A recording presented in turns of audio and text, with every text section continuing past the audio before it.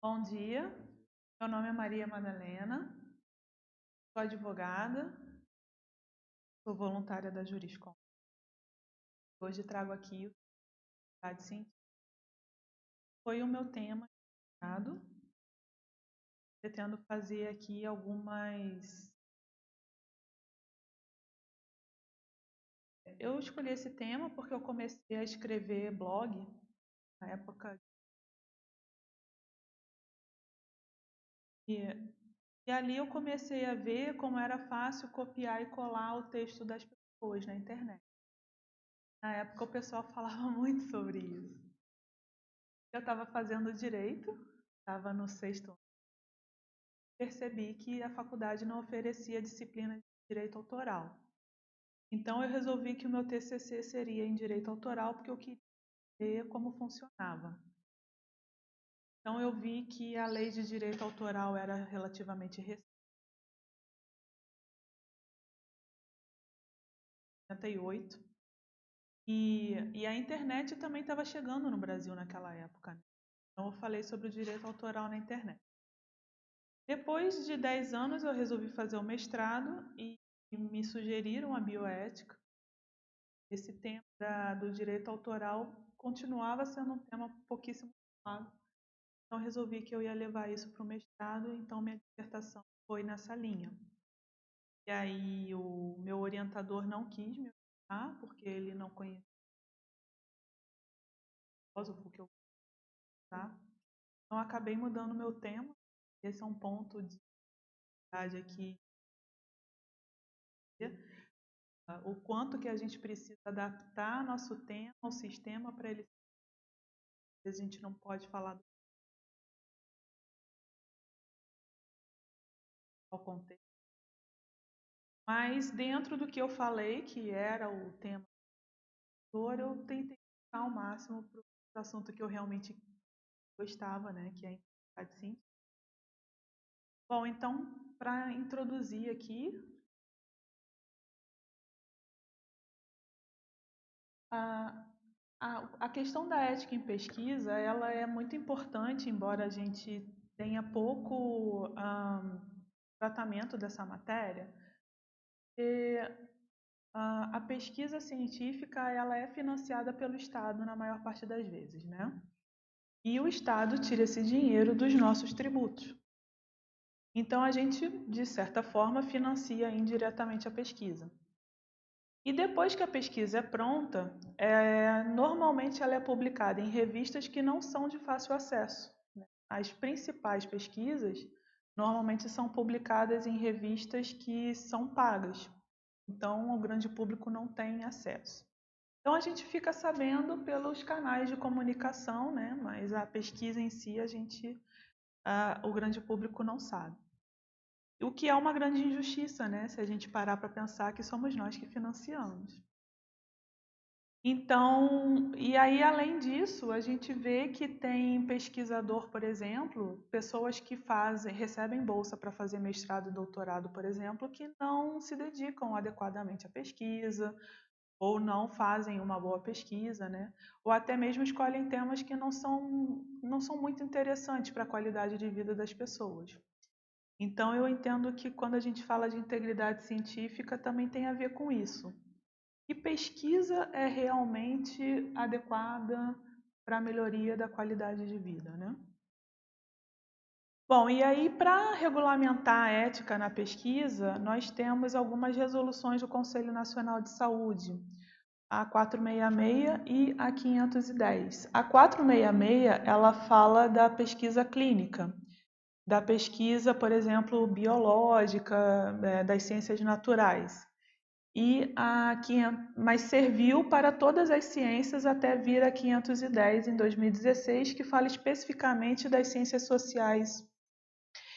Então, ali traz questões, por exemplo, para você respeitar o sujeito de pesquisa, para que o sujeito de pesquisa tenha amplo conhecimento do que ele está fazendo, como vai ser a participação dele, do porquê que ele está ali, o que ele está contribuindo, né?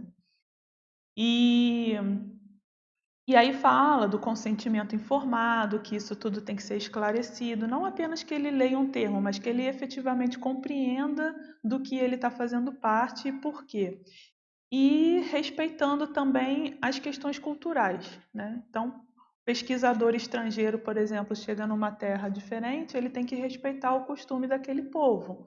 Ele não pode impor, porque ele chega como um pesquisador estrangeiro, ele chega com certa autoridade, principalmente em países menos desenvolvidos.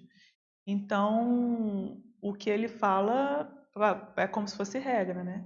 Então, ele deve respeitar ali o costume da população. Muitas vezes tem populações, por exemplo, que não querem submeter mulheres a certos testes, né? Enfim, questões culturais mais diversas, e ele deve respeitar.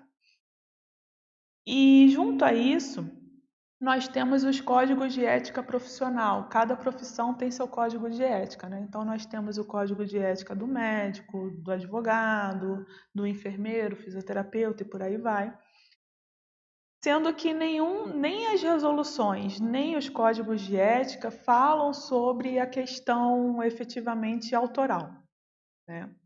A questão da cópia, da, da efetiva citação. A gente tem as normas da Associação Brasileira de Normas Técnicas que falam como a gente deve citar trabalhos, né? Mas, assim, isso não é muito claro. Então, surgiram alguns códigos, não são códigos, mas alguns textos de boas práticas científicas, tá? Então, eu botei aí nos slides os mais famosos, né?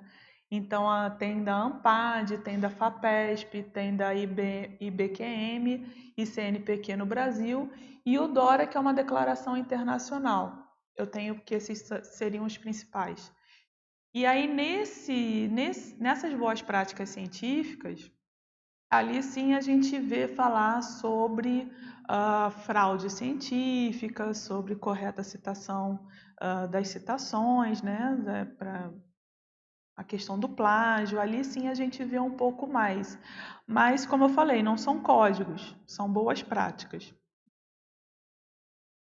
Então, a bioética ela trabalha muito em cima disso, da ética em pesquisa, não só nas questões para lidar com a vida, como também com como o pesquisador vai desenvolver. Eu vou abrir para pergunta a partir do sexto, sétimo slide, tá? Então, como eu estava falando, a bioética trabalha em cima da ética em pesquisa, né? E aí, depois que eu conheci a conscienciologia, eu comecei a estudar bioética depois que eu conheci a conscienciologia, tá?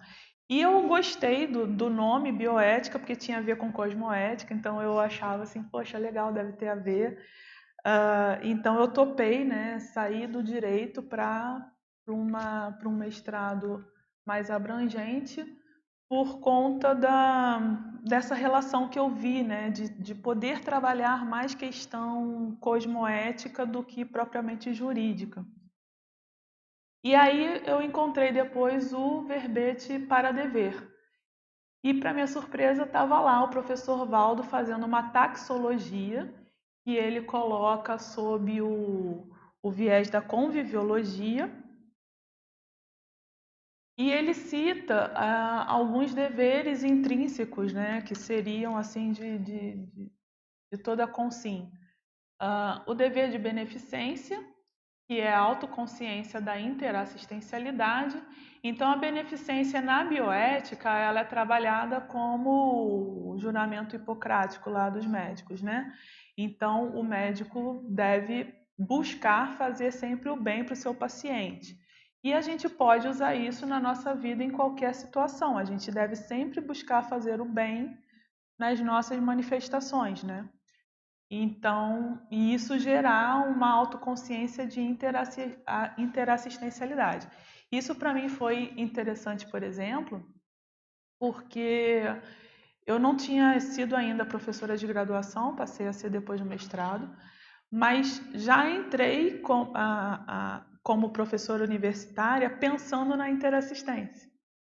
Então, para mim, a docência conscienciológica e a docência universitária mudam muito pouco. Na docência conscienciológica eu posso falar abertamente, na docência universitária eu não posso, mas de toda forma eu trabalho energia, eu vejo quando o aluno está mais, né, mais incomodado, mais antagônico e tento desassediar e por aí vai, né? E depois da aula busco fazer desassim. Então, leio lista de chamada para fazer TENEPS. Então, eu posso usar, né, toda a questão da interassistência também no mundo acadêmico. Estou comentando isso aqui porque ontem no Círculo Mental Somático isso entrou em pauta, né? E eu achei interessante porque eu já ouvi falar de quem deixou de dar aula na universidade depois da Conscienciologia, já ouvi falar de várias experiências. Na minha, eu uso tudo que eu conheci como docente conscienciológica na docência universitária. O dever de justiça também tratado na bioética a partir da ideia de como que a gente vai distribuir os recursos disponíveis para todos de forma igual, né? Então daí a gente pensa, tem um recurso público que a gente tem que usar para educação, saúde, cultura, diversas questões. Dentro disso, qual o percentual que a gente vai distribuir para cada área, né? Como que a gente vai fazer? Então, a gente tem aí discussões políticas bem interessantes, como a questão das cotas, né? Então, a gente vê que são mecanismos políticos que a gente tenta diminuir um pouco as desigualdades sociais. Esse é o dever de justiça que a gente usa também na bioética. E aí o professor Valdo coloca, né, o tratamento de maneira justa para todos os seres vivos. E também é algo que a gente pode usar na nossa manifestação no dia a dia.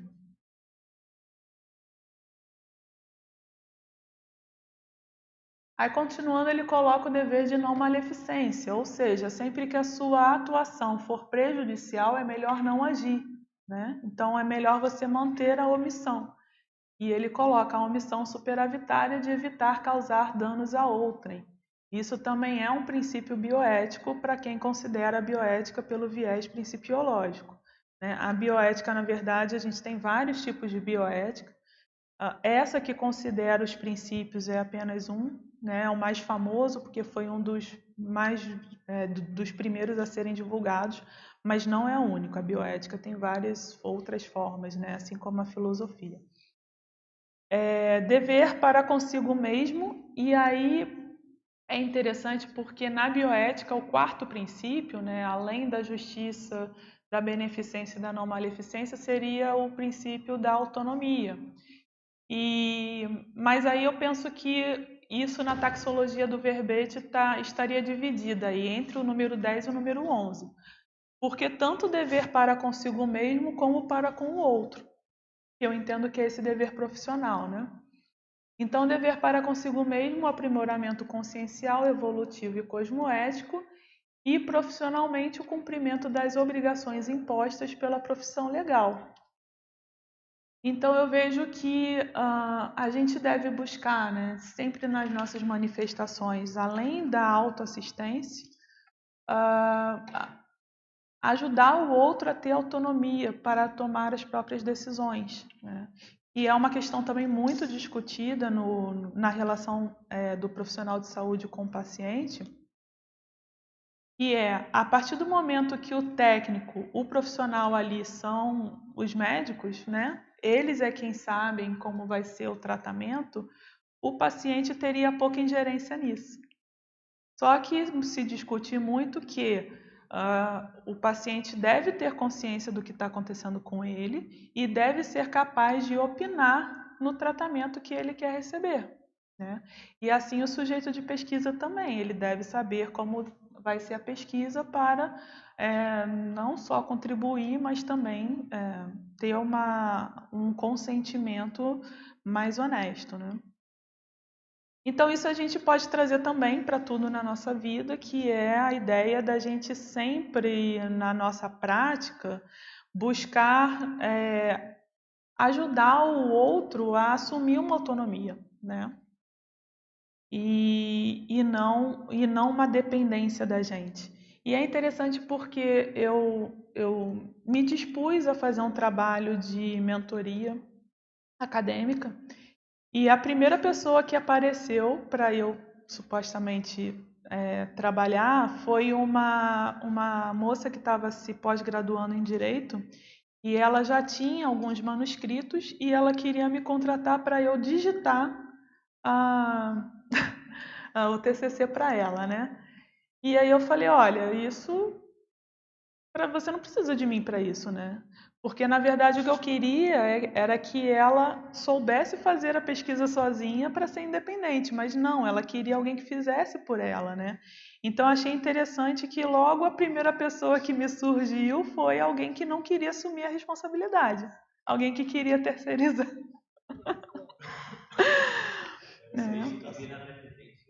Exatamente. Então aí eu falei, olha, isso eu não faço. O que eu faço, se você quiser, é ter um momento com você para te explicar como funcionam as regras da BNT, como funciona a metodologia, para que você entenda como funciona a pesquisa científica e consiga fazer sem a minha ajuda da próxima vez. Não quero criar dependência com isso. Mas a pessoa quer realmente alguém que faça por ela. Bom, e aí quando eu comecei a fazer um mestrado, eu percebi que realmente é um problema sério na academia essa questão de autoria. Então, a gente tem muitas universidades que obrigam efetivamente o aluno a colocar o nome do seu orientador como autor do seu trabalho, né? E isso aparece, inclusive, quando você vai pesquisar dissertações e teses no banco de dados, a pesquisa com o nome do orientador junto, como se ele fosse autor, né?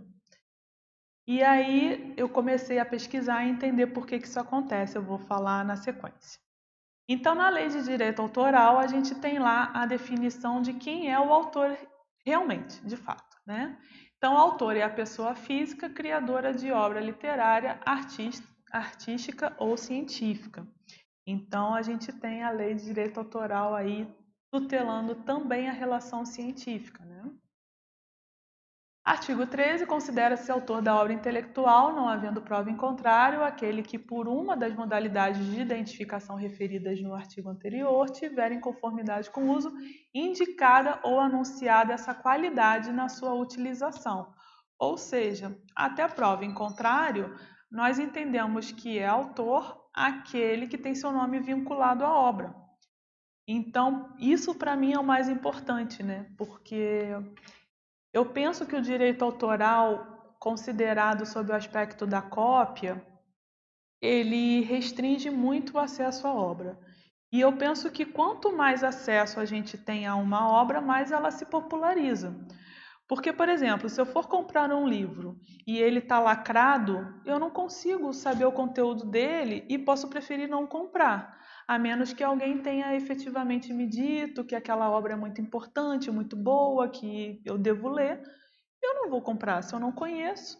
Agora, se ele está sem o plástico disponível para que eu possa abrir e folhear, eu vou saber se ele é bom ou não para mim e compro.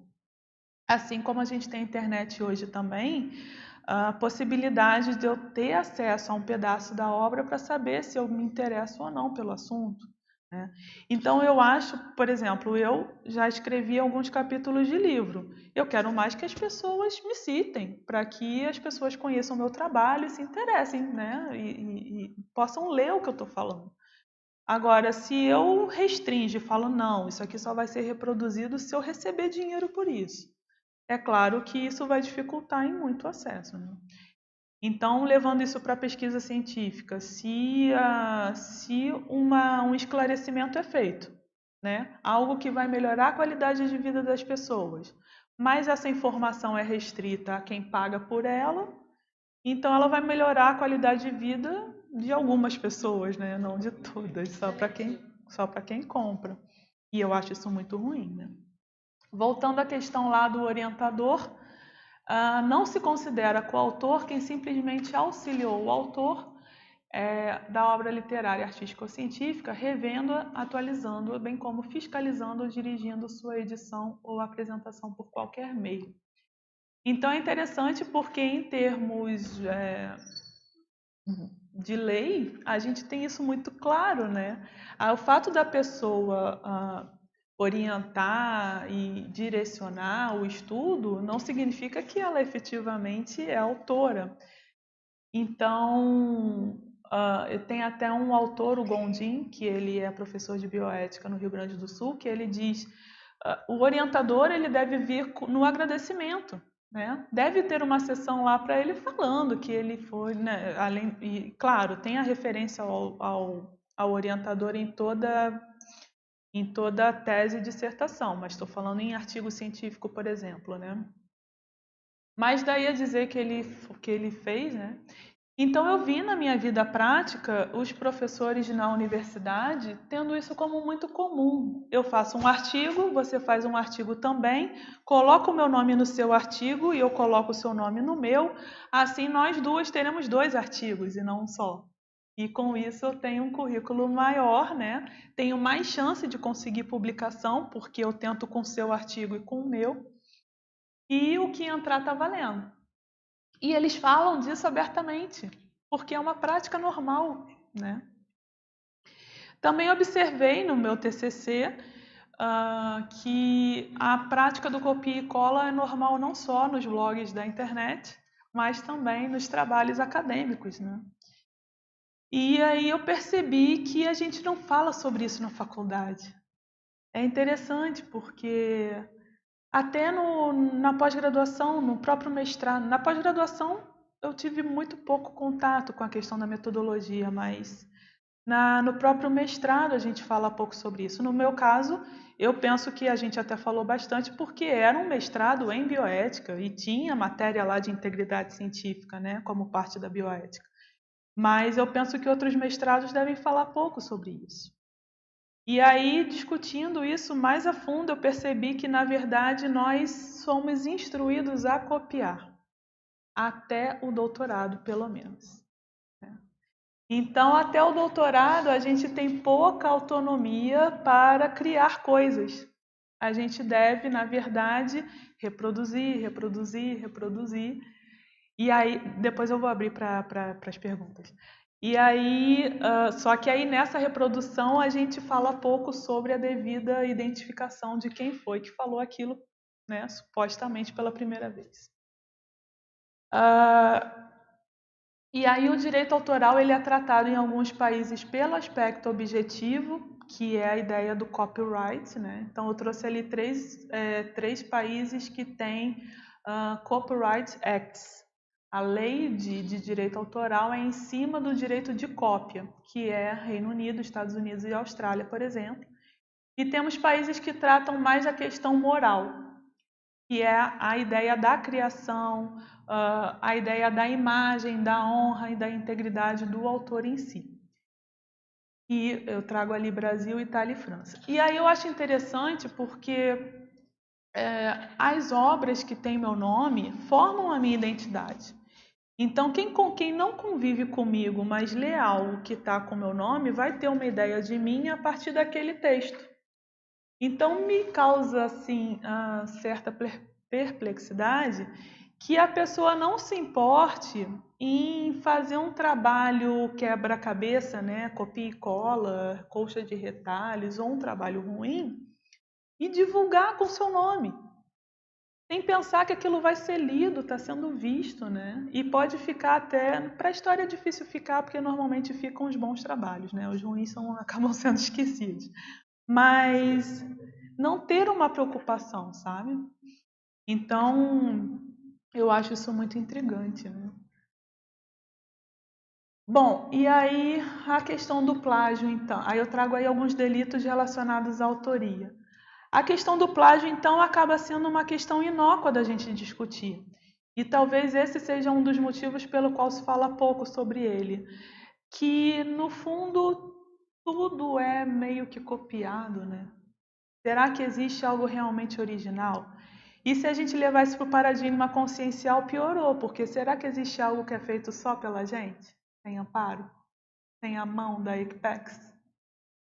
Então, cai por terra, né? Essa ideia do plágio. Mas, enfim,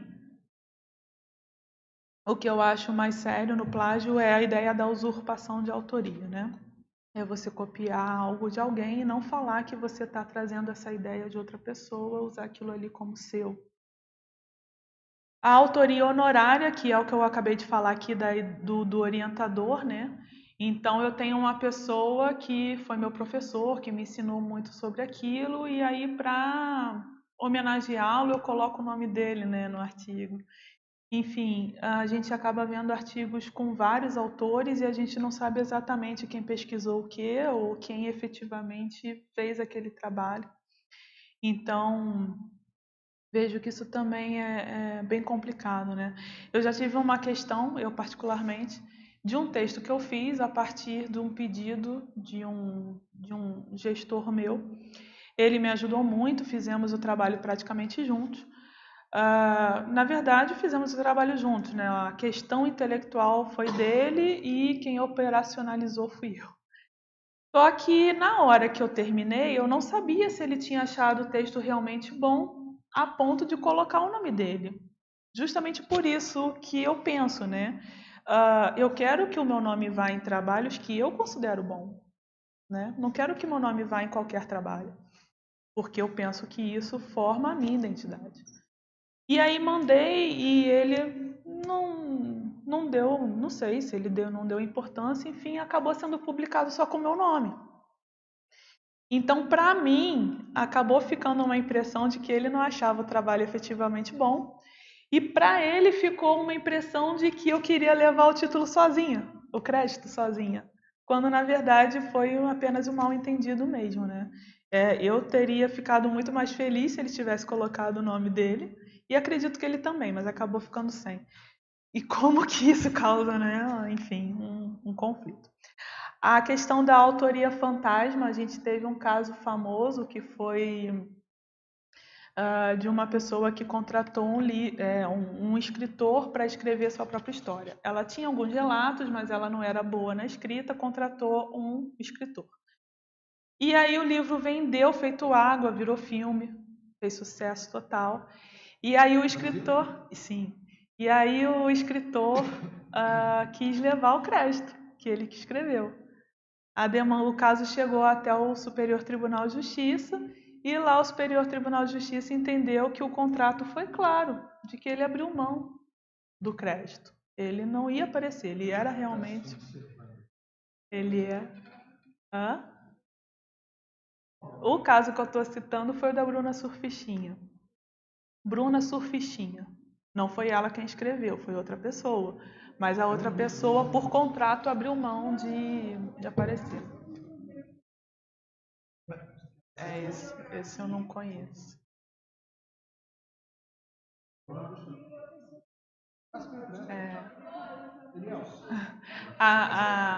A Marilza está aqui citando o caso do Roberto Carlos, que também teria sido semelhante. Teve um caso desse. Então, depois a gente debate então melhor esses casos. E aí a autoria fantasma na academia tem um problema mais sério, que é o da compra de TCC, né? Compra de artigo, compra de trabalho final. Então, veja bem, a pessoa ficou 4 ou 5 anos numa faculdade ou 1 ano e meio numa pós-graduação e depois ela não se acha capaz de elaborar um trabalho final, ela compra aquilo pronto. E isso aí é de uma falta de honestidade, né, assim, não só com ela mesma, e se ela não consegue fazer aquele trabalho, provavelmente ela não vai conseguir fazer outros trabalhos. Com a sociedade, né, porque ela vai ter o título de bacharel, de licenciada, de pós-graduada, qualquer que seja o título, sendo que ela é incapaz de fazer um trabalho científico, né?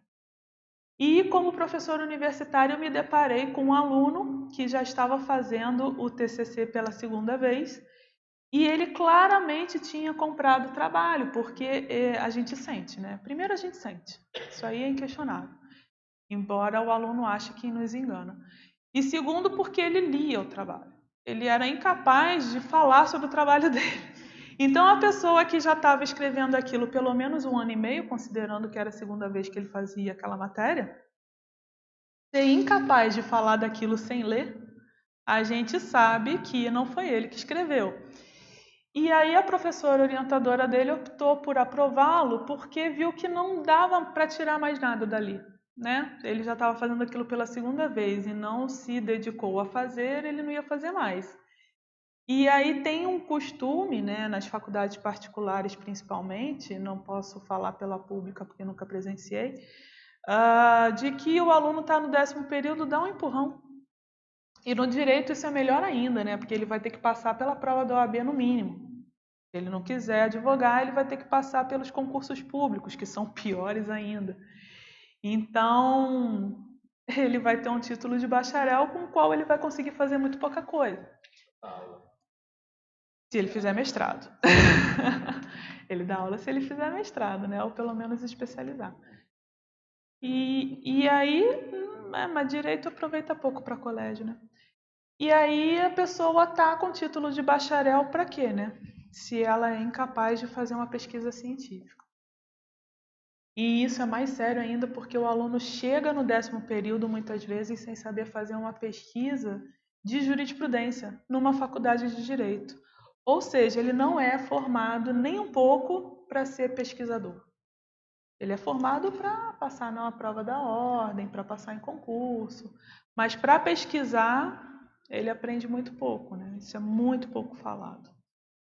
E aí temos também os Google Tuais e os Wiki Eruditos, que é a ideia da erudição instantânea, né? Fica pronto em 5 minutos. Então a pessoa pesquisa no Google ou no Wikipedia e em poucos minutos ela tem uma pesquisa pronta, né? Sem nenhuma profundidade e às vezes sem nenhuma seriedade, né? A fonte. E os estudantes numa faculdade conhecem pouco a opção do Google acadêmico, por exemplo. O Google tem uma página específica para trabalho científico que eu até o mestrado não conhecia. Eu conheci no mestrado. É Google escolar também. Então, é pesquisa de Google mesmo. Na minha primeira experiência como professora universitária, eu passei trabalho para os alunos e foi uma decepção total, porque todos trouxeram, né, 99%. Tinha uma que já era mestre, estava na segunda faculdade. Aí essa fez pesquisa bacana. Mas a maioria foi tudo copiado de internet e alguns mudavam palavras, assim, sabe? E a gente percebe, gente. Para quem é aluno e acha que o professor não percebe, eu vou dar a dica. A gente sente quando o jeito de escrever muda. Primeiro, batendo o olho. Porque quando a pessoa faz Ctrl+C, Ctrl+V, às vezes a fonte muda, o espaçamento da letra muda. A gente já vê pela formatação. E numa leitura a gente percebe quando o jeito de falar, palavras que a pessoa não sabe usar ou não costuma usar. Então, assim, é muito visível quando a gente é professor que a pessoa está copiando. Ou seja, tanto pela forma, olha, o tipo, a letra, quanto esse conteúdo aqui não é desse sujeito. Pelo conteúdo, exatamente. Enfim, claro que alguns professores deixam passar, porque, enfim, não vale a pena ficar nesse embate, mas é nítido, né?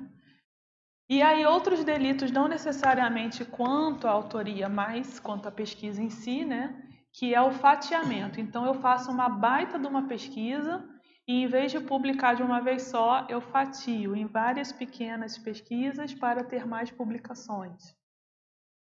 Ou eu fabrico dados, isso aí a gente vê muito nas pesquisas financiadas pela indústria, né? Eu quero dizer que determinado produto é bom para consumo, é bom para a qualidade de vida das pessoas, então eu fabrico dados, né? Ou peço para o pesquisador fabricar. Então são dados que se você for reproduzir, não batem, né? Na pesquisa social, isso é mais complexo porque os dados são tirados a partir de determinado grupo. Então, se a pesquisa muda de grupo, pode ser que realmente eu não tenha aquele mesmo resultado. Como a gente ouve falar da pesquisa Ibope, né? A gente vê retratado na televisão, mas eu nunca fui pesquisada. Então, eu não sei. Mas a gente vê isso também nas ciências naturais, né? As pesquisas imaturas, então a gente precisa compreender que tem certas pesquisas que elas precisam ser depuradas, né? Todo texto, ele precisa de um certo grau de amadurecimento. Isso até na conscienciologia a gente vê também, né? Então a pessoa, antes de publicar um artigo científico, um artigo conscienciológico, numa revista conscienciológica, é interessante que ela apresente seminários de pesquisa. É interessante que ela, até se for docente, que ela faça palestras sobre o assunto, porque ela vai ter o feedback do público. Enfim, o verbete, né, que passa por diversas revisões antes de ser apresentado. Quando vira tertúlia, tem o feedback do público. Então, com isso, a pessoa vai amadurecendo a pesquisa até que ela entenda que aquilo está pronto para ser publicado, porque uma vez publicado, vai ficar, né? E é claro que passa pela revisão da revista, mas enfim, quanto mais depurado chegar, melhor. E aí, na ciência, na pressa de pesquisa, de publicar, muitas vezes em torno do currículo, vou falar disso daqui a pouco, as pesquisas acabam saindo imaturas, né? A gente vê textos que são imaturos, a gente vê que a pessoa não aprofundou naquilo ou não deu tempo de maturar, né? O conflito de interesses, como eu falei aqui, a pessoa pesquisa, mas quem está financiando aquela pesquisa? Quem quer que ela diga que aquele produto é bom. Então, aquela pesquisa fatalmente estará viciada, né? De barra, né? A autocitação e o autoplágio são questões assim que eu já acho mais discutíveis. Por exemplo, eu tenho uma pesquisa e a cada vez que eu publico eu aprofundo. Então eu acho natural que eu faça referência à minha pesquisa anterior.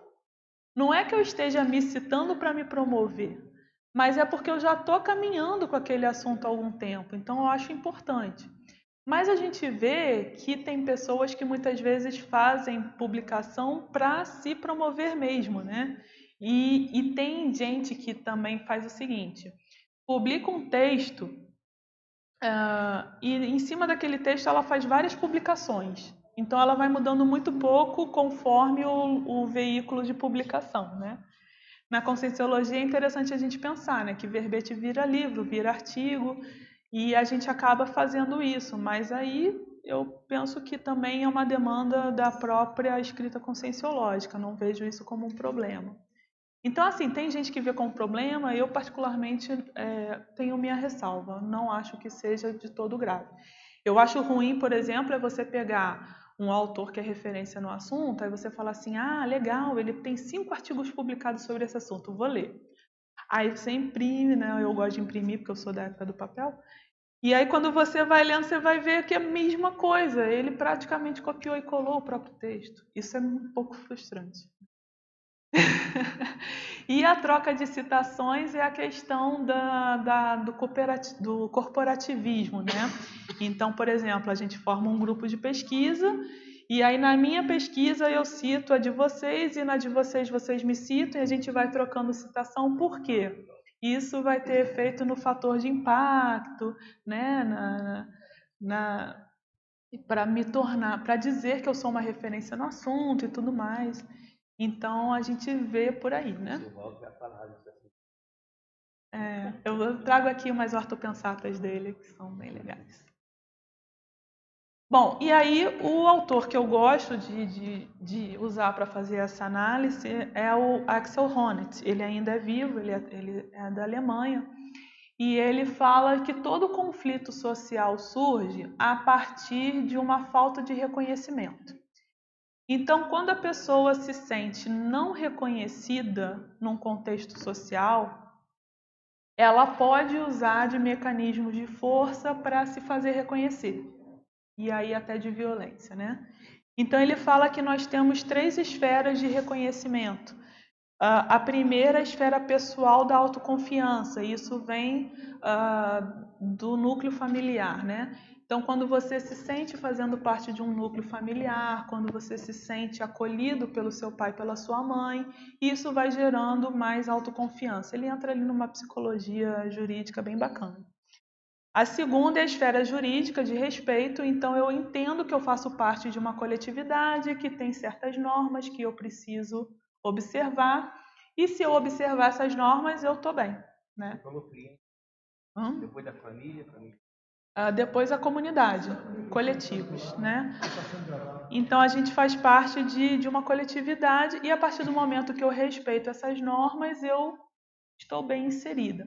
Por outro lado, se eu não tenho os meus direitos respeitados, eu vou querer tomá-los à força, né? E a terceira esfera é uma esfera de solidariedade, que aí sim seria a ideia ética da autoestima social. E para essa formação de valores é importante participar do debate, né? Então, por que eu entendo que o plágio não é algo tão repugnante do ponto de vista punitivo, né, do jurídico? Porque não existe o debate. Se não existe o debate, como que a gente pode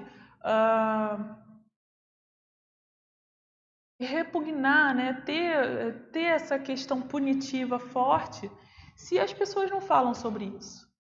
Então tem lá, no Código Penal tem o crime de usurpação de autoria, tá? Tá lá previsto no Código Penal.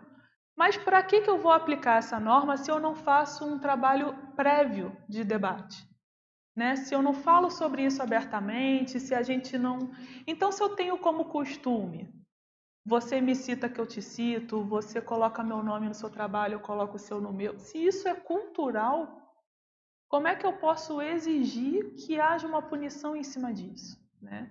Então eu vejo que precisa de um trabalho prévio para que a gente possa chegar nesse patamar de punir efetivamente quem não se adequar. Mas o trabalho prévio precisa ser feito, de debater amplamente, de formar valores para que a gente possa avançar nisso.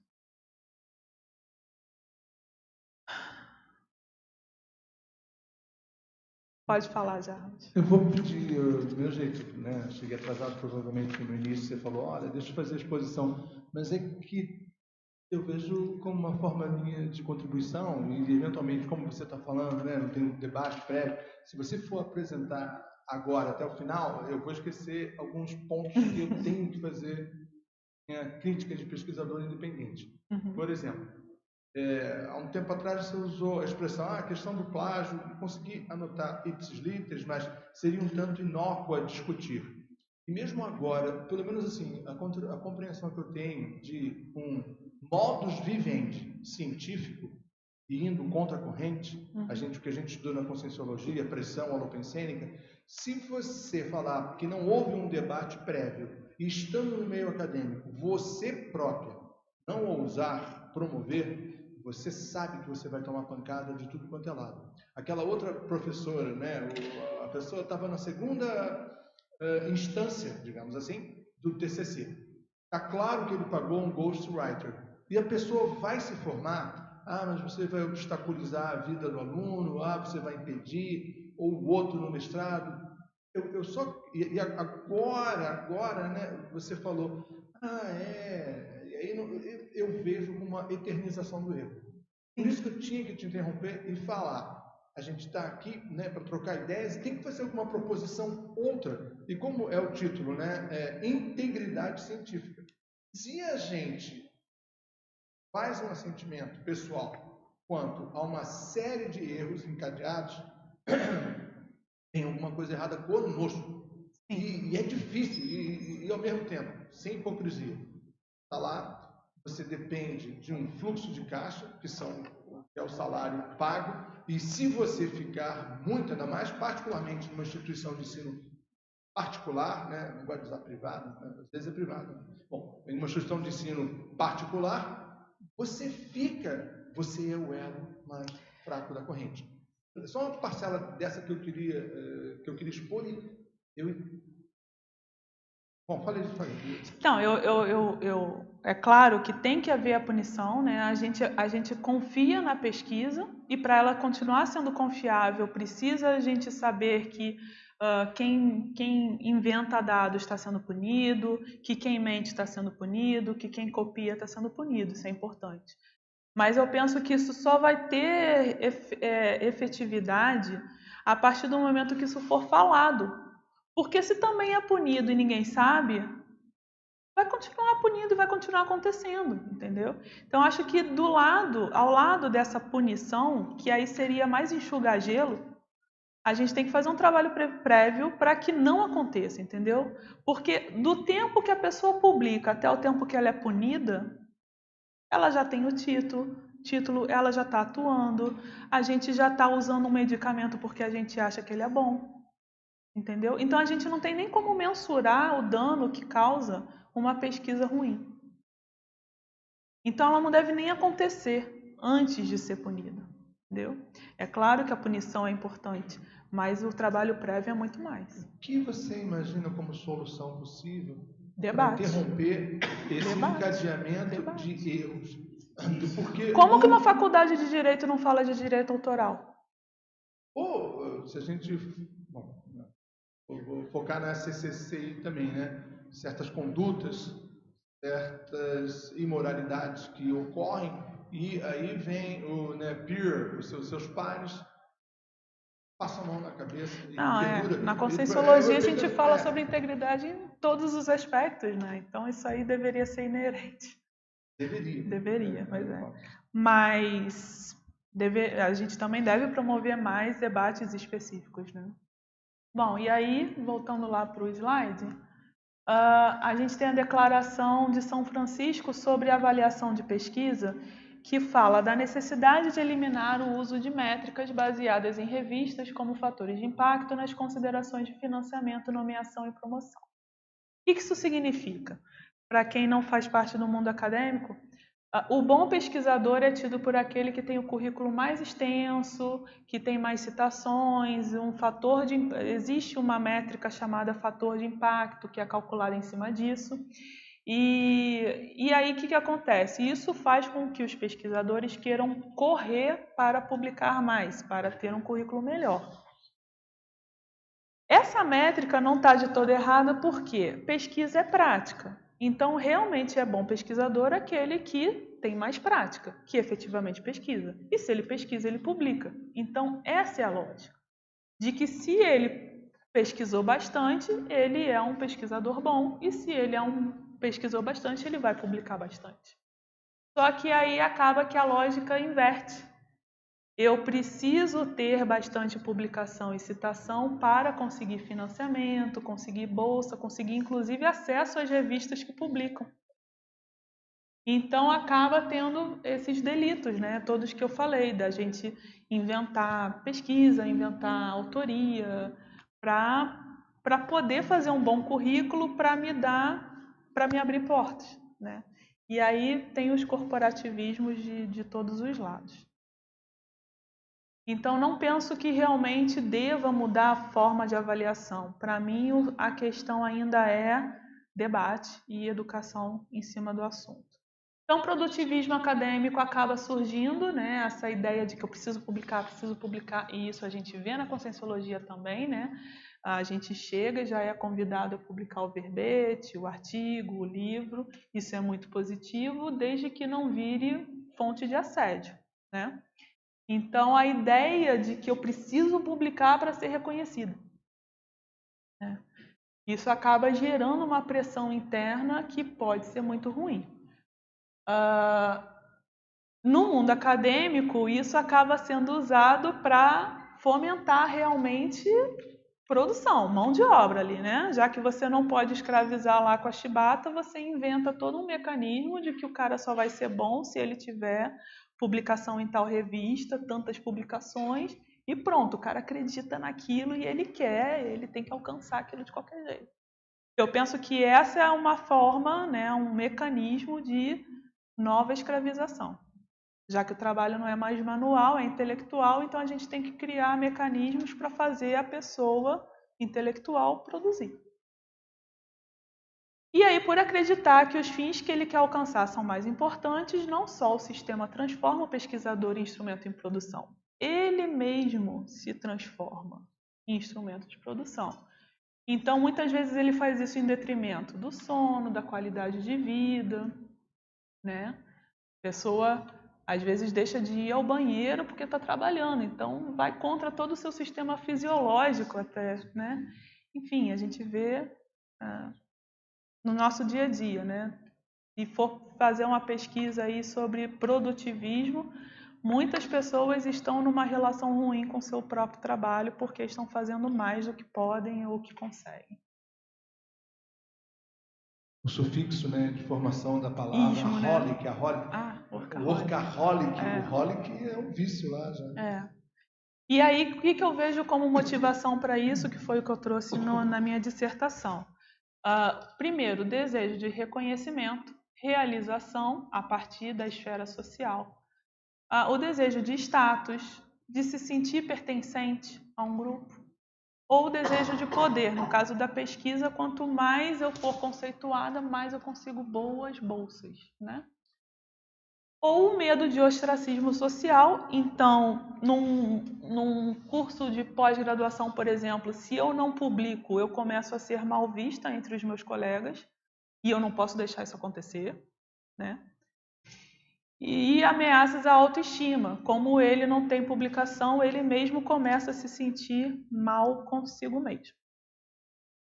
A partir daqui eu já vou abrir para pergunta, então, Eugênia, queria fazer a pergunta lá no início.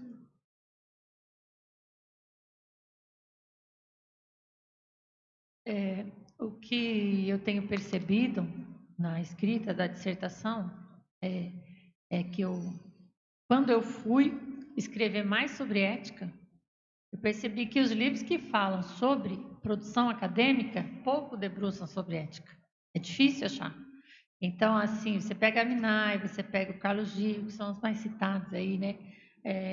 E o professor Severino da USP, que é filósofo, ele deu uma aula, professor Severino da USP, da filosofia, e ele veio dar uma aula inaugural na UniOeste e falou um pouco sobre a ética e essa dificuldade que se tem, tanto na relação do orientando com o orientador também, né? Então, o que eu fui... o Ilídio chegou agora aí de Moçambique, que faz... A gente estuda junto lá, pós-graduação, ele está fazendo doutorado também lá, e na mesma turma, né, que são mistas. E aí eu fui pegar o Denzin Lincoln, que é o que debruça mais sobre ética, mas os demais, assim, os mais usuais, eles falam sobre o método e fica lá 5 páginas sobre ética no livro inteiro e muito pouco conteúdo na realidade, né? Então, por exemplo, tem um outro pesquisador que eu não estou lembrando o nome dele, ele está fazendo pós-graduação, doutorando, né, na UFMG, ele é psicólogo e ele está estudando essa relação ética entre o orientando e o orientador, que os orientandos estão adoecendo, tendo síndrome do pânico, aquela estafa absurda, né? Até fala, existe vida no mundo dos pós-graduandos, né? O pessoal brinca aí, mas isso é muito sério também. E isso é uma questão ética que não toca no assunto, porque vai tocar diretamente na relação do orientador com o orientando. Isso aí, para quem não sabe, tem professor, por exemplo, que vai ministrar uma matéria para 40, 60 alunos e ele passa como forma de avaliação um trabalho científico. Depois ele pega esses 40, 60 trabalhos científicos, aproveita e publica, né? Então, ele coloca o aluno para trabalhar para ele. Ele está ganhando para isso, normalmente, principalmente os professores da área pública.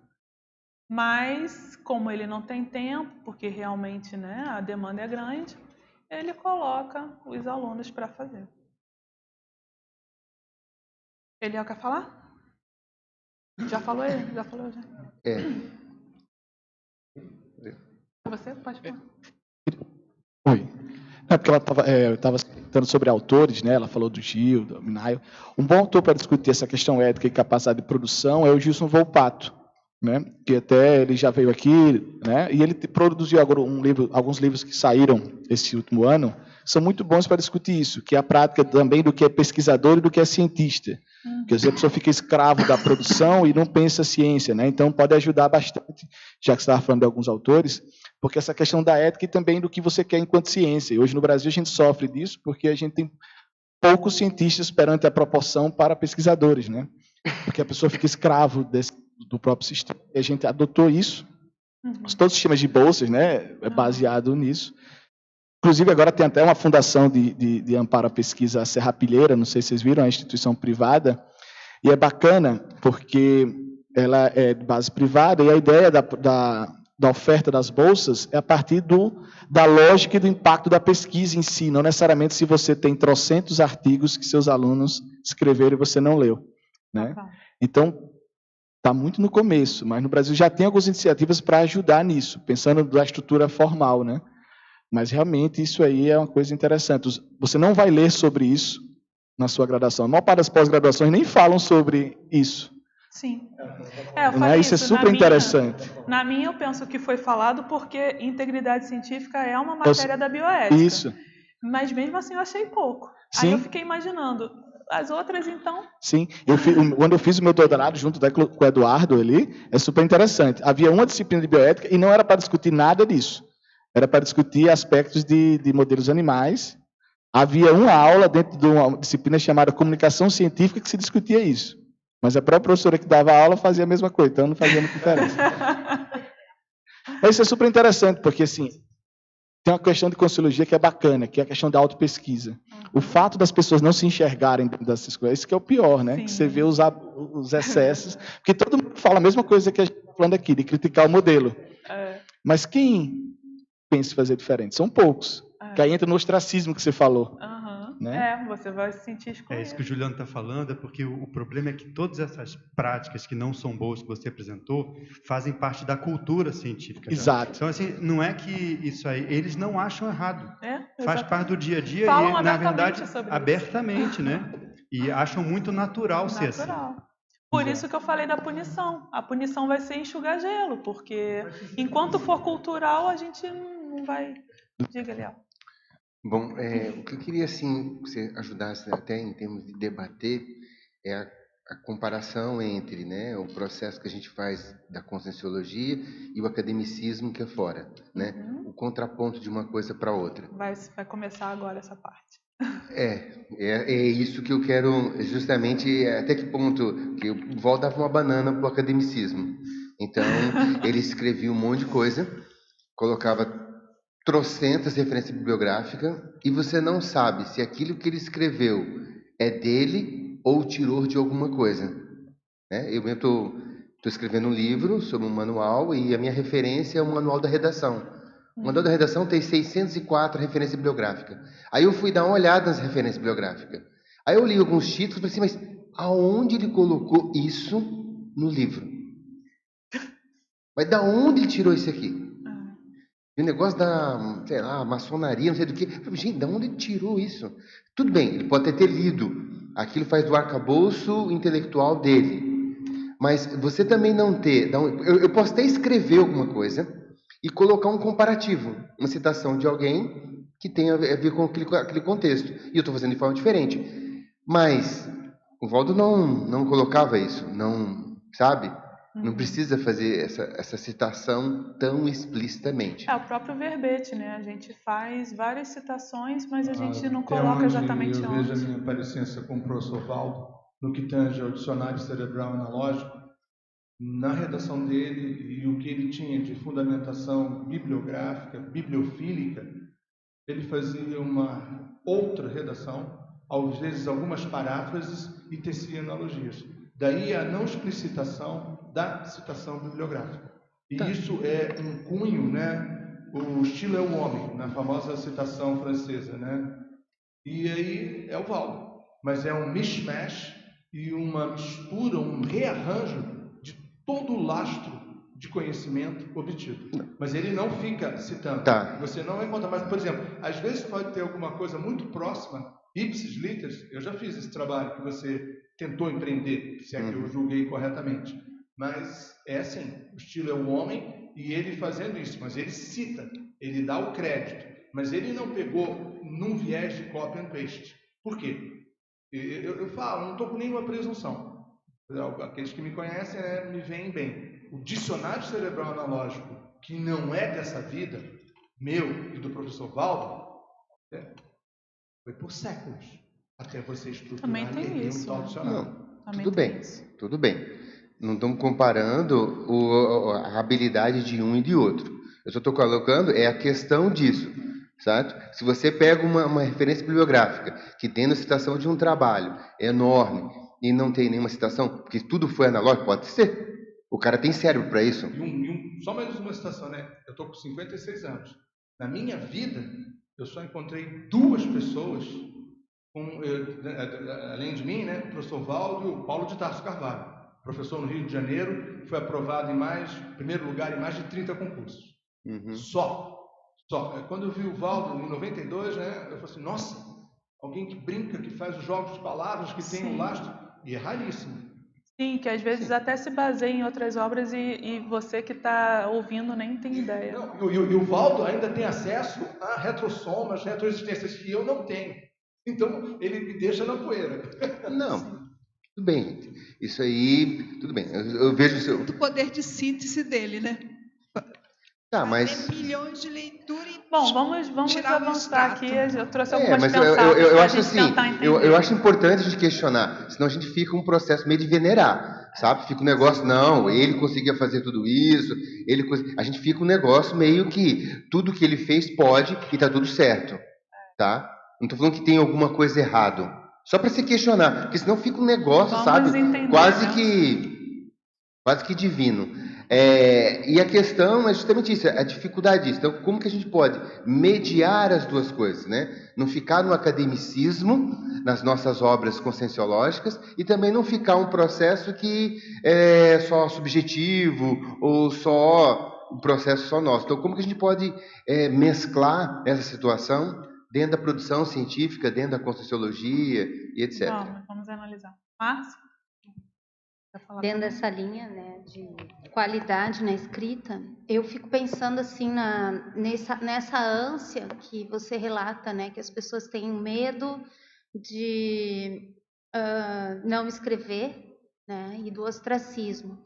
Aí fiquei pensando assim, o quanto que às vezes em uma linha você pode colocar conteúdo e às vezes você faz uma publicação, digamos, de 40 páginas, que nem aquele discurso da servidão voluntária. Quando torce. Não, esse discurso da servidão voluntária é excelente. São 40 páginas publicadas, né? Acho que com a tradução das 50 e poucas, que é do Etienne de la Boétie. É uma coisa antiga. O Valdo também tem várias coisas, alguns aqui também tem.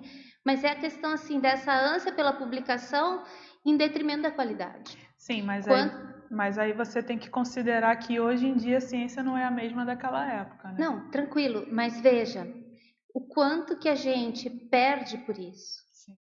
E a gente não acessa a central extrafísica da verdade na hora em que a gente quer esse copia e cola.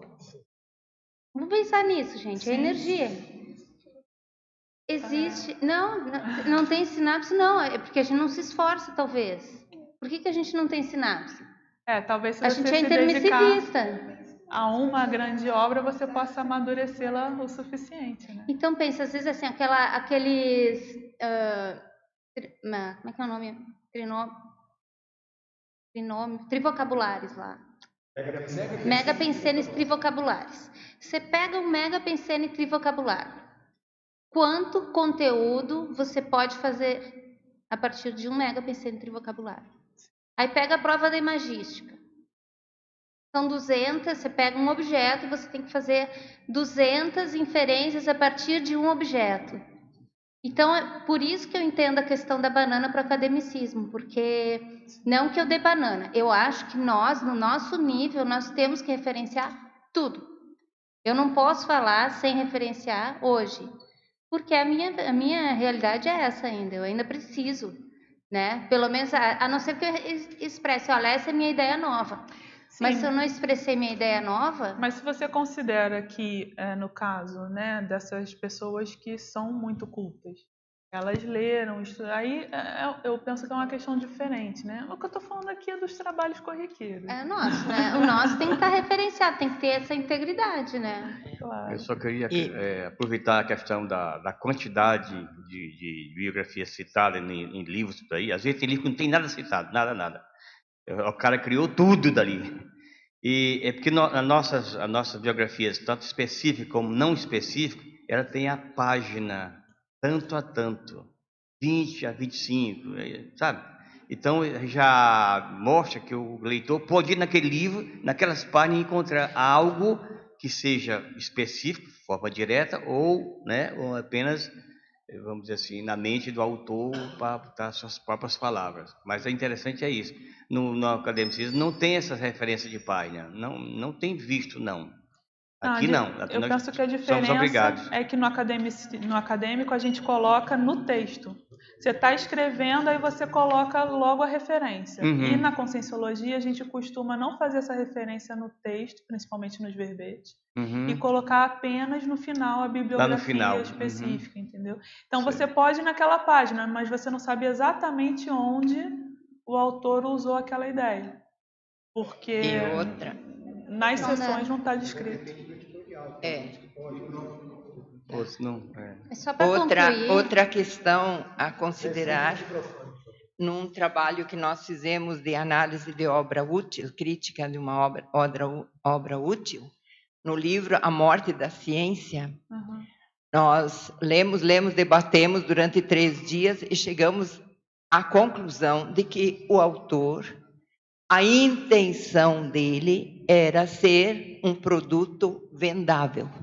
Sim. Então, eu vejo que sempre que se escreve, mesmo que seja um tratado científico, nós temos que ter uma intenção. O porquê, para quê, para quem. Então, eu acho que isso é algo a ser considerado seriamente sempre que nós publicamos um artigo, mesmo o próprio livro. Sim. Depois... Voltando àquela questão, que ainda está fervendo no meu cérebro. Voltando à autopesquisa. Ok, eu li vários livros e eu cheguei a determinadas questões que batem direto na minha autopesquisa. Como eu vou referenciar isso? Eu vou exprimir algo que parte da minha experiência. Só para a gente pensar. Isso aí, uma vez eu perguntei exatamente isso para o professor Valdo, faz muito tempo. A resposta dele foi muito simples naquela época, que eu lembro. Ele falou assim, com lógica e sinceridade. Ponto final. Você diz a verdade. Sabe, não tem saída isso aí, não tem saída. No nosso caso, por exemplo, a pessoa tem lá uma projeção, tem que dizer que foi aquilo. Fazer o quê? Para maquiar não dá. Mas só para fazer o gancho, não. Olha, eu estava te ouvindo, Maria Madalena. Aí eu comecei a fazer aqui algumas anotações, não bem elaboradas, tá?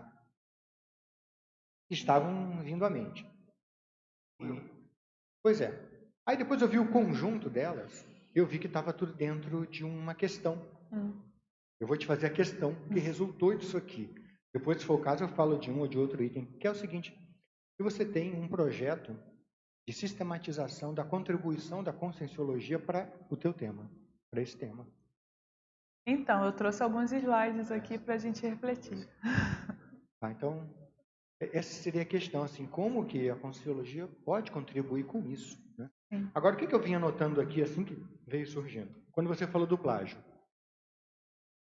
existe um contraponto que é de uma sincronicidade efetiva. Sim. Ou seja, a pessoa não tem a intenção de plagiar. Sim. Né? E acontecem simultaneidades, sincronicidades. Sim. Isso pode ocorrer. Né? Eu mesmo tenho muitas ideias que depois eu vou ver, elas já existem. E nesse caso, isso pode ter até um certo gradiente, vamos dizer assim. Porque uma coisa é a intenção clara de copiar. Outra coisa é aquilo que parte de talvez de uma pequena gradação de plágio, mas o sujeito que plagiou um pouquinho acabou contribuindo mais. Entende? Por exemplo, isso foi um dos itens que me surgiu. Aí esse item gerou um outro campo aqui que foi assim: para tudo que surgir nesse campo da integridade científica, quais são os contrapontos multidimensionais daquilo? Né? Que foi? Aí veio outro ponto. Seriam assim, justamente a oposição entre o que seria um valor de época e a transcendência desse valor. Em tal época isso era assim, agora não é mais. Isso mudou. Entende? Então, assim, qual é a referência cosmoética para você dizer que algo é certo ou não? Né? E isso me remeteu aqui a problemas básicos que a gente tem, que em relação com o nascimento biológico e a morte biológica. Então, nós temos valores que são da nossa época para isso. Por exemplo, o acesso ao corpo humano. Né? É ético, não é? Você abrir o corpo humano para ver, para mexer, coisas assim. Uma certa época era, hoje já se faz com mais facilidade. Por aí vai. Outra coisa que me ocorreu aqui. A classificação de condutas a partir do paradigma consciencial. Por exemplo, você verificar uma série de condutas que podem ser previstas em lei, mas de acordo com a conscienciometria, você talvez fazer classificações daquilo. Por exemplo, isso aqui tudo é competitividade, isso aqui já é autocorrupção, isso aqui é outra coisa, tal. A perspectiva de você talvez fazer uma classificação de condutas mediante o paradigma consciencial. Talvez isso aí seja uma perspectiva de contribuição. Pode voltar aí o slide? Foi o que eu pensei na minha dissertação, que eu coloco aquela lista ali. Seria o desejo e o medo, né? Existe uma vontade e existe uma ideia de evitação. Foi o que eu encontrei. E isso eu não tirei de mim só. Eu vi isso em autores, por exemplo, de administração de recursos humanos, né? Então, isso já está meio que mapeado, mas expandir para o paradigma científico realmente... Agora, só para finalizar, isso aqui também não está nada bem elaborado, tá? Mas como eu anotei aqui, eu vou falar, tá? Seriam assim, do ponto de vista do paradigma consciencial, que valores poderiam estar realmente no fundo, orientando essas reflexões? Sim, isso, né? Também. Então, assim, o valor da liberdade na pesquisa, o valor da busca de a palavra melhor aí, talvez um ajustamento melhor com a própria realidade. Isso é bem próprio da ciência em si, né? Mas se o pesquisador ele se orienta por valores bem profundos na intraconsciencialidade, pode ser que ele mesmo tenha uma conduta mais avançada do que um código escrito vai estar prevendo.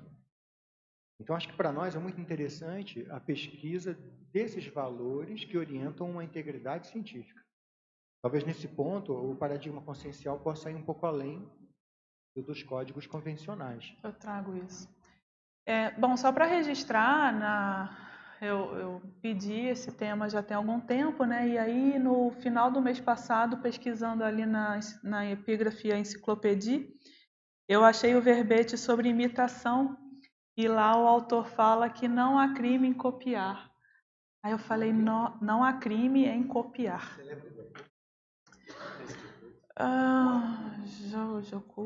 Eu não lembro. Não lembro. E aí, quando eu olhei, eu falei, nossa, talvez ter escrito isso em alguma vida faça com que hoje em dia eu me preocupe com a integridade científica. Porque eu encontrei essa informação no final do mês passado. Enfim, eu não trouxe porque eu achei que, enfim, sai de um pouco do que a gente está... Olha só, Maria, só para fazer um gancho aí. Confiar, a palavra confiar, ela se origina do radical de fé. Então, tem uma série de... Não só o confiar. Tem outras condutas nossas que vêm com um histórico de outros holopensenes. E isso, aqui na nossa maneira de pensar, às vezes fica uma dúvida, uma questão lá no fundo, que às vezes a gente não gosta muito de certa conduta e a gente não sabe bem por quê. Por exemplo, atualmente, falar em misticismo na CCCI é quase um pecado. Certo? E, no entanto, se você for estudar a fundo o misticismo, não tem problema o místico. O único problema do místico seria que ele não entrou numa sistematização científica. Mas uma experiência mística, ela pode ser tão evoluída quanto uma experiência científica, a rigor. Se você for analisar isso e ver em ética e misticismo, não se contrapõem. Entende o problema? Então, assim, sim. Por que o misticismo é tão crucificado na CCCI? Eu acho que a gente precisa aí ajustar medidas de valores, por exemplo, a questão da fé, a questão do misticismo. É claro que isso a gente precisa se certificar o porquê assim, dos avanços da conscienciologia. Uhum. Para a gente não ter uma atitude assim, de uma conduta antidiplomática na hora que for se referir a essas coisas. Sim. A gente ter a correta assim, referência e não julgar a confiança, o misticismo, como se fossem pecados. Eu estava falando até antes de começar, esse é um tema muito sensível, né? Porque só por você ser um pesquisador do tema, já existe uma certa resistência, né, em te acolher. Mas, enfim, eu trouxe aqui 2 pensatas do professor Valdo, coloco para vocês nessa folha a página, né, se vocês quiserem depois aprofundar, que ele fala que o pior plágio literário é o urdido a partir da tradução da obra original. Então, a gente também vê muito isso, né? A pessoa pega a obra em um idioma e simplesmente muda e não dá o devido crédito. E o segundo que me fez ali pensar o que exatamente ele quis dizer, né? Jamais reclamei nem vou reclamar de alguém copiar os meus textos. Considero tal fato uma homenagem intelectual na essência das ações tarísticas e didáticas. Sou contra a defesa egóica dos patrimônios intelectuais. E aí eu acho interessante a gente pensar aqui o quê? Como eu falei, direito autoral tem o viés patrimonial, que eu também acho que é o de menos, não deve ser a maior preocupação.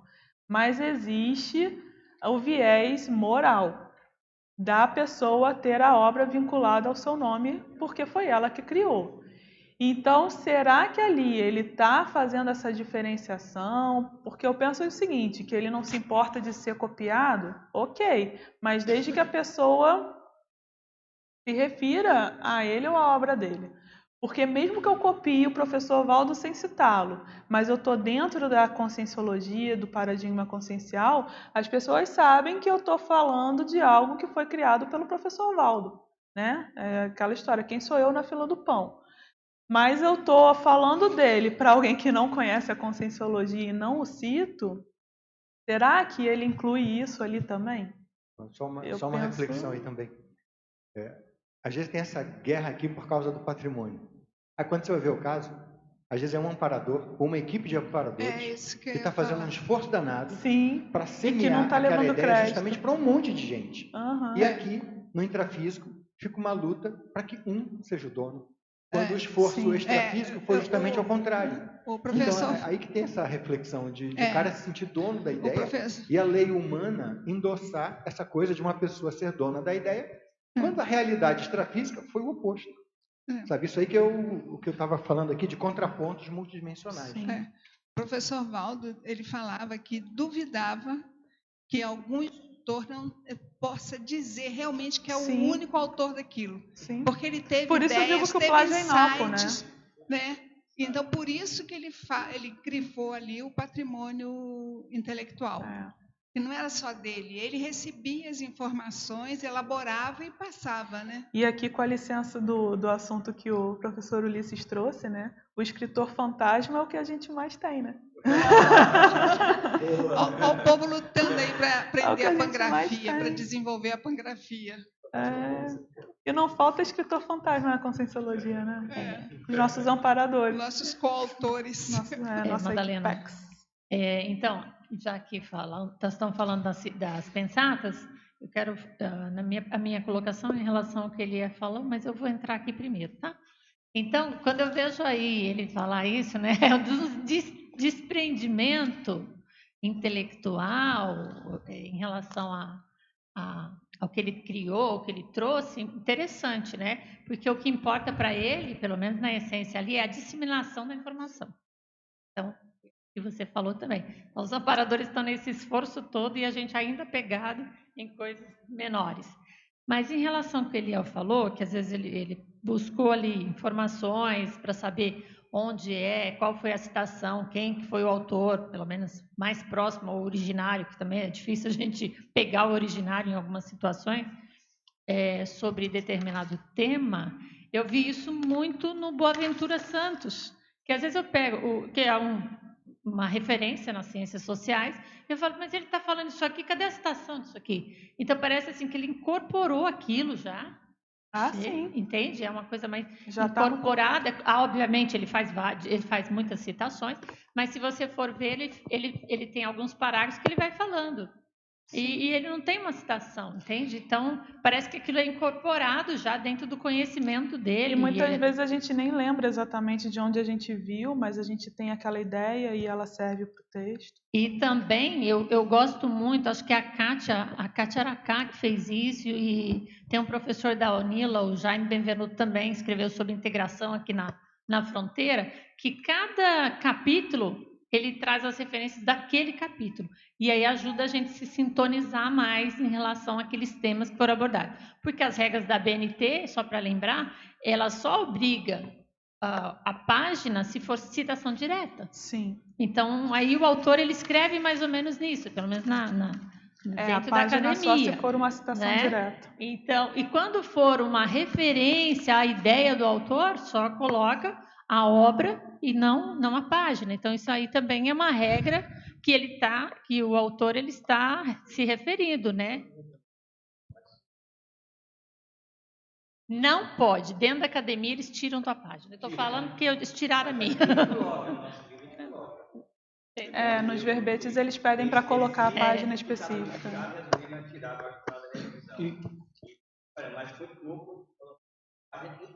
Eu acho ótimo. E como a gente está no universo jurídico, né, da integridade, o que é a ABNT? Associação Brasileira de Normas Técnicas. Uma técnica, né, ou uma norma técnica é uma norma. Então, temos por norma não citar, não fazer a referência da página específica. É um paradoxo. Isso aqui no Brasil. Concorre para... Eu tenho minhas dúvidas se lá fora... Isso é porque, olha... Eu tenho minhas dúvidas, quer dizer, eu não sei. Eu estou falando do meu desconhecimento. Tudo com página. Isso aqui no Brasil. Tem aquele manual da Associação Americana de Psicologia, que é uma das... Não é a única, né? No mundo tem várias referências. A nossa referência, a BI, é uma delas. Mas uma que é muito usada é a da Associação Americana de Psicologia. E ali é tudo com página. Sabe, eu tenho feito publicações, tudo coloca lá, quando é uma página é P, quando é mais de uma página é PP. Sim. É o PP ponto. Coloca lá. Isso tem um monte. A gente tem publicado aí na Inglaterra, Estados Unidos, é tudo com página. Esse problema aqui, às vezes a academia, é que o Jarbas falou, a BNT. Isso não é universal. Porque é a BNT. A Eugênia citou. Agora, é interessante o Ulisses trazer isso, né? Bem interessante. Mesmo que não seja uma citação direta ou ipsis literis, tem que haver a página citada. Eu não pessoal, sabia. só vou pedir para a gente enxugar por conta do tempo. Diga, Márcia.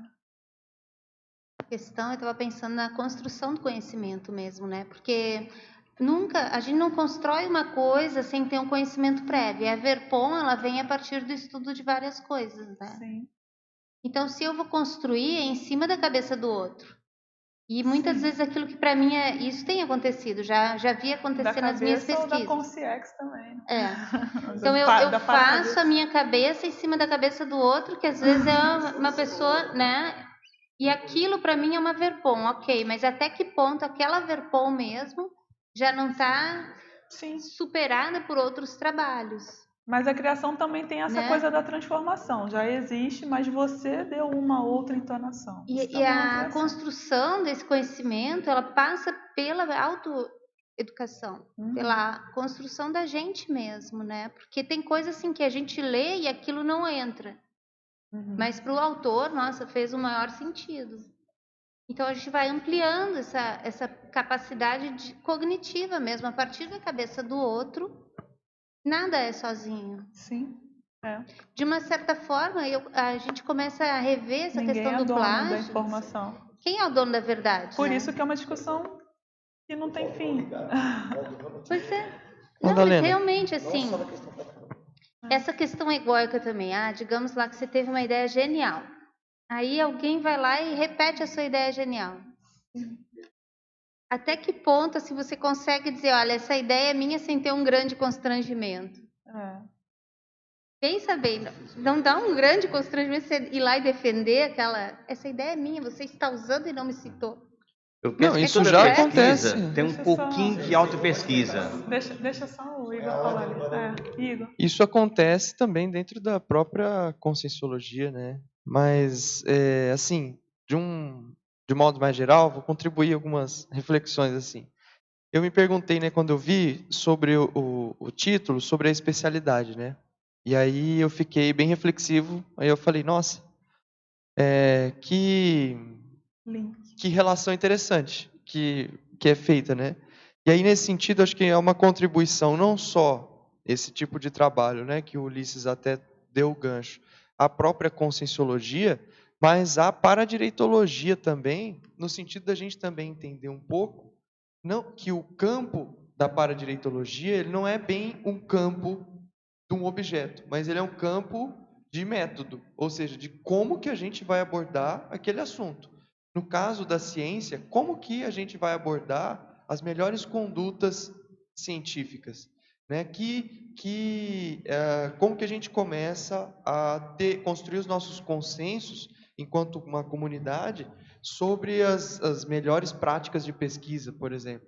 E esse é um campo paradireitológico, né? E é uma coisa interessante da gente pensar ali essa as premissas reflexão. da paradireitologia. É um negócio legal. E aí, eu acho que isso contribui muito à paradireitologia no sentido da gente começar a aprofundar certas temáticas. Por exemplo, no meu caso, a questão da inversão existencial. Como que eu consigo abordar uma técnica conscienciológica dentro dessa fundamentação paradireitológica? Como que você consegue abordar melhores práticas de pesquisa a partir de uma fundamentação também paradireitológica? Então, assim, eu acho que o paradireito ele vem muito no sentido da gente fundamentar a realidade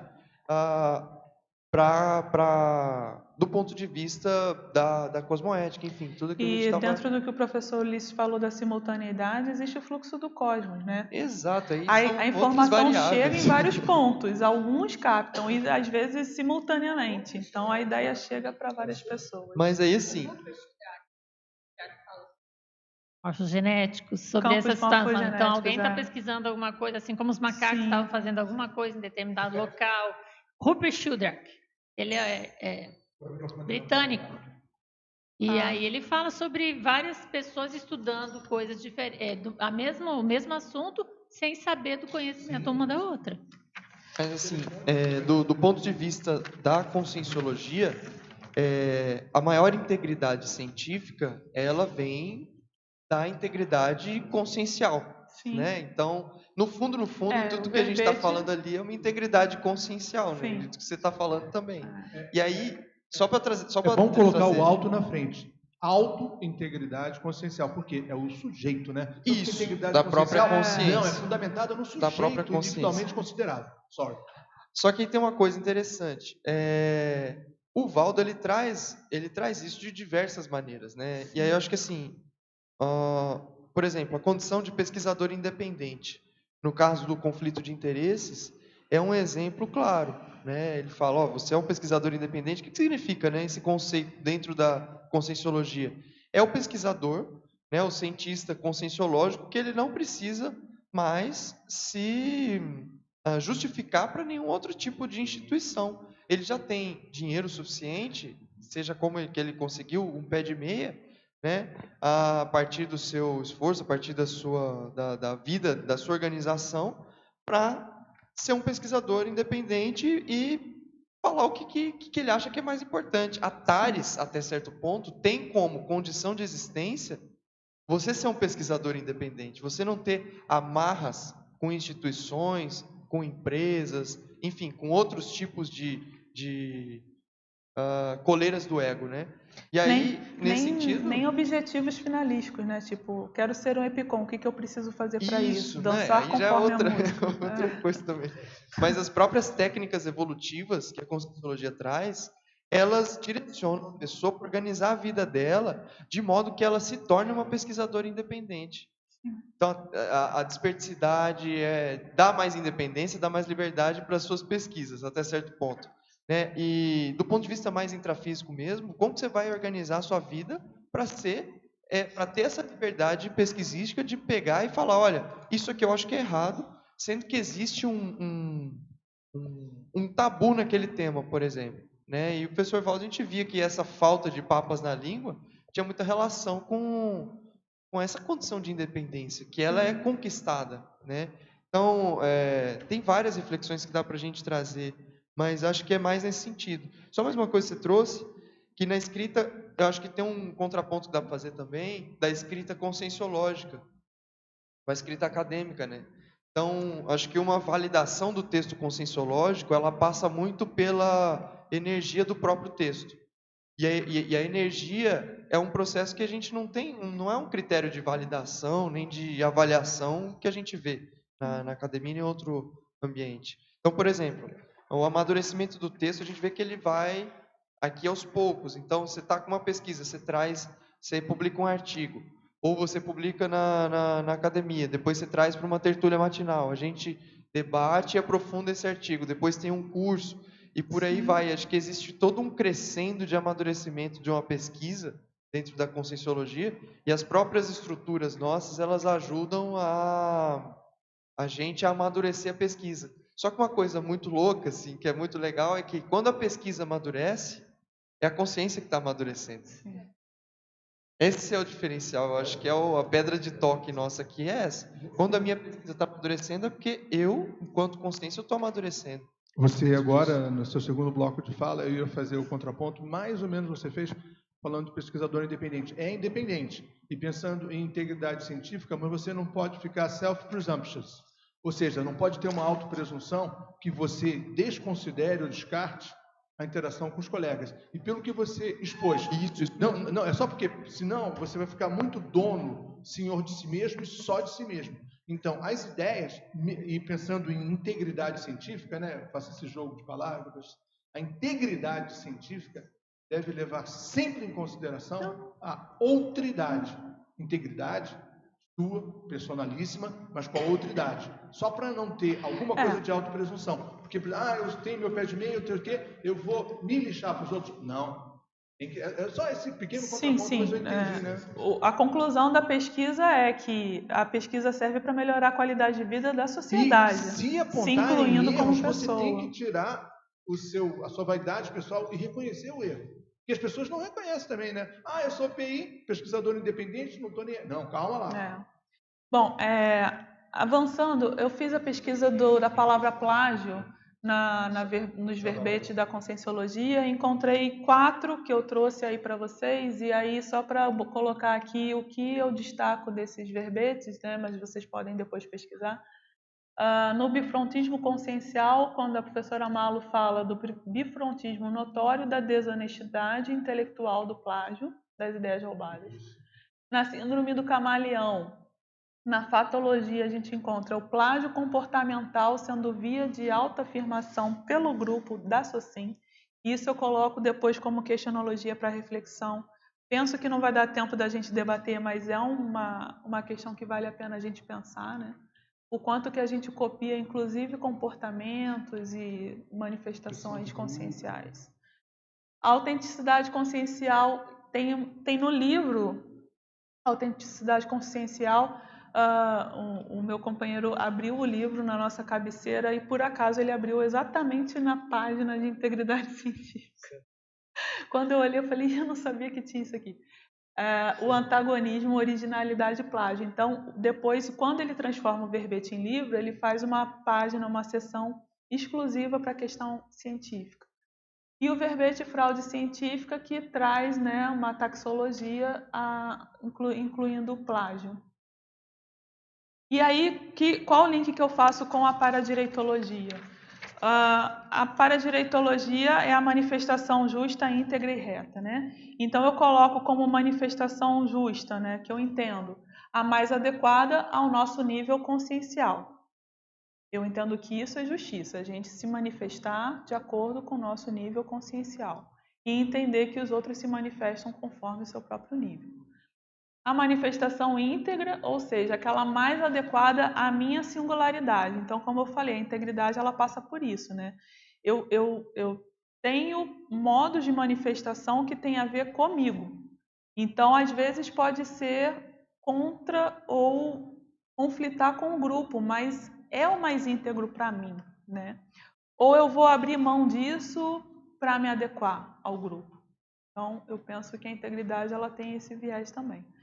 E a manifestação reta, mais evolutiva, sem rodeios. Dentro desse conceito, né, da paradireitologia de manifestação justa, íntegra e reta, o seu tema de pesquisa e autopesquisa é o mais cosmoético, considerando o uso da sua inteligência, né, da inteligência evolutiva para a sua consciência? Porque às vezes eu posso estar aqui falando sobre plágio e esse ser um tema que eu já falei exaustivamente em várias vidas, não cheguei em lugar nenhum, porque a gente não chega mesmo. E estou até hoje aqui repetindo, né? Será que eu já posso falar de coisas mais avançadas e ainda estou me prendendo naquele tema que é mais do mesmo ou que eu já tratei exaustivamente, né? E dentro disso eu trago a questionologia e aí nós temos 5, 10 minutos no máximo para falar. Qual é a motivação da busca pela integridade? Então, eu estou falando de integridade aqui porque esse é um tema que mexe comigo. Ou eu estou aqui falando porque eu estou querendo dizer, olha, você está dizendo por aí que essa ideia é sua, mas não é. Né? Você está colocando isso no seu currículo, mas não é verdadeiro. Eu estou querendo perseguir as pessoas com isso. A intenção é pedagógica ou punitiva? Como eu falei, vou falar disso só para punir ou eu realmente quero debater, formar valores, formar conceitos, né? O quanto há de originalidade na nossa conduta intrafísica, aquela ideia que eu falei, né, que trouxeram no verbete sobre a nossa manifestação. O quanto que a gente copia, o quanto que é nosso mesmo. E a relação da descrença com o plágio. Ou seja, quanto mais eu uso o princípio da descrença, menos eu vou copiar ideias, manifestações. E quanto menos capaz eu for de usar o princípio da descrença, quanto mais sectarista, enfim, quanto mais eu preciso terceirizar as minhas decisões, mais eu vou copiar a ideia que outras pessoas já tiveram. Eu estava aqui com uma palavra, a questão da intencionalidade. Mas eu estou olhando você falar, todo mundo fala assim, gente, não vai entrar, deixa eu ficar quieta. Agora chegou a hora, Marilza. Vem com a intenção a pedagogia ou a correção, né?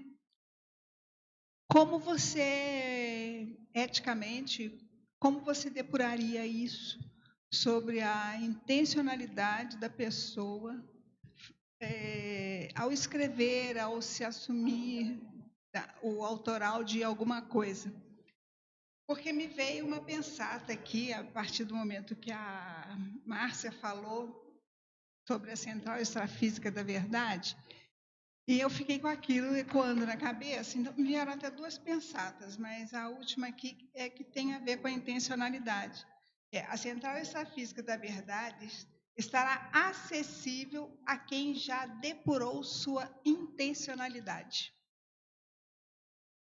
Eu acho que isso tem a ver com essa ética na escrita, né? Na sua expressão da consciencialidade, na expressão dessa consciencialidade que está se propondo ao processo científico de forma íntegra.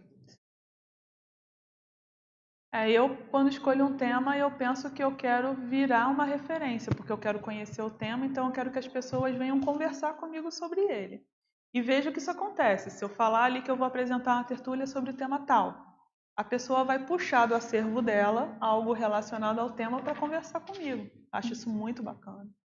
Mas tem gente que quer falar sobre determinado assunto justamente para perseguir, né? Isso é muito ruim. Bom, eu faço parte de um grupo de pesquisadores independentes e justamente por achar que todo esse mecanismo de ter que ser conhecido para publicar é muito ruim, tem a sua própria publicação. Então, a gente tem esse livro aqui, Conhecimento e Sociedade, estamos na 8ª edição, Conhecimento e Sociedade. Atualmente estamos na 8ª edição, a gente publica pela Amazon. E nessa edição número 5, foi a primeira que eu participei, eu publico exatamente um texto sobre isso, um capítulo, né? Que é sobre ética e direito autoral. Não sei se vai dar para ver. mas, enfim, conhecimento sociedade. E aí eu falo exatamente, discrimino todas essas reflexões que eu faço, a conjunção com o filósofo lá sobre o reconhecimento. E então, quem quiser depois aprofundar, pode só me mandar um e-mail, que eu também divulgo aí, e eu posso enviar para vocês uma cópia desse capítulo específico, tá? E a gente tem agora 5 minutinhos para terminar. Eu já vou então divulgando aqui o tema da próxima semana. Pode ser? Então tá. Então temos mais 5 minutos. Então tá. Desde o início, tá? Eu não sou especialista no assunto, estou aprendendo muito, estou achando muito interessante mesmo. A primeira pergunta que eu queria ver depois é se você dá alguma consultoria, porque eu queria entender mais como fazer referências, como fazer publicações científicas, porque eu sou de formação pragmática, de informática, e nunca fiz nada disso e tenho um certo trauma disso. Mas a minha pergunta que eu queria fazer é o seguinte: você disse uma hora que eu achei muito interessante, que a grande parte da pesquisa científica é financiada com recursos públicos, dos impostos, da arrecadação pública, né? E paradoxalmente, as divulgações das revistas são particulares, o acesso é restrito. Qual você acha que seria uma solução para essa maior disponibilização, ao acesso mais inclusivo, para realmente que cumpra o objetivo de chegar mais e mudar para melhor a vida das pessoas, que as pessoas possam? A gente já tem a Cielo, que é uma página que publica diversas revistas que são abertas. Cielo, S-C-I-E-L-O. A Cielo publica diversos artigos científicos que são publicados em revistas abertas, né? Então, você entra pela Cielo, faz uma pesquisa, vai vir diversos resultados que são de revistas abertas. Isso. A gente tem o academia.edu, que é uma rede social onde diversos pesquisadores publicam também gratuitamente seus artigos, né? Eu até publiquei todos os meus lá, depois eu tirei alguns justamente pela questão de direito autoral com a editora, que eu fiquei com receio de dar problema. Mas muitos pesquisadores publicam, né? Blogs pessoais, hoje em dia a gente tem internet, as redes sociais. Esses sites são iniciativas de quem? Esses dois que você citou são iniciativas... Eu não sei exatamente, te informar. A Cielo é de Fundação de Pesquisa. Tá. A questão é, por exemplo, o professor Leandro Carnal popularizou bastante, né, a pesquisa dele. Então, dentro do meio acadêmico, há quem veja, por exemplo, como uma falta de seriedade. É como se o pesquisador quisesse virar uma celebridade, um popstar. E que não seria, né, científico você divulgar o trabalho, por exemplo, em Facebook, Instagram e YouTube. Eu acho que todos perdemos com esse tipo de pensamento, né? Porque eu acho o trabalho dele fantástico, acho ele inteligentíssimo, adoro, vejo todos os vídeos que ele posta. Você acha que a solução, então, que você acha já está sendo feita, que é de abrir mesmo. Para quem concorda, abrir, né? Totalmente, sim. Não, é a sua opinião. Um comentário que a Madalena acabou de expor. Esses pesquisadores outros partem da presunção, ou da pressuposição que a gratuidade de divulgação dos trabalhos, a disponibilidade gratuita seria um demérito. Absurdo, né? Exatamente. Dentro do campo da informática, nós temos um movimento conhecido como copyleft, né? Que seria a ideia do software aberto, para as pessoas usarem, não precisar gastarem muito comprando o software, né? Desde que você cite a fonte, né? Então, você usa o software, mas assim, você fala que você usa, por exemplo, se o Office fosse aberto, você usaria e ele se popularizaria por ser o Office, como o Canva. O Canva é um editor gráfico maravilhoso e é gratuito. Isso aí é da minha área, né? São os open source e o trabalho que é comunitário. Ela tem uma comunidade que desenvolve código aberto. Mas a primeira pergunta você Se a gente precisar de uma consultoria, você dá? Claro. Então, eu quero desenvolver esse trabalho de mentoria, porque eu tive muita dificuldade e tive muito aporte, tanto na Conscienciologia quanto fora, fora principalmente, né, a pessoa que funda esse grupo, o professor André Marcelo, ele é um professor já em final de carreira e me ajudou muito a aprender essas coisas. Então, eu sinto que é uma dificuldade, né? Eu não sabia de nada disso até entrar no mestrado e vejo que muita gente não sabe porque não é realmente falado nem na graduação, nem em pós-graduação lato sensu, como o Juliano falou ali, né? Quando muito é falado em doutorado, mas num tempo bem restrito. Então, assim, como forma até de retribuição desse aporte, eu quero trabalhar com isso e ajudar. Então, vamos encerrando. Semana que vem eu agradeço muito a participação de vocês. Agradeço a Marilza por ter me dado a ideia de participar da tertúlia matinal. Foi ela que me sugeriu ano passado mandar. O apoio do Alexandre e do Eduardo, que foram bastante assistenciais. Alexandre, né? Porque como você tem gêmeo, eu fico com medo. Mas recebi muita assistência para isso e a participação de todos e contribuições. E na semana que vem, dia 20 de janeiro, nós teremos o professor Igor Moreno com o tema lucidograma na especialidade lucidometrologia. É isso? Então, agradeço, muito obrigada. Muito bom.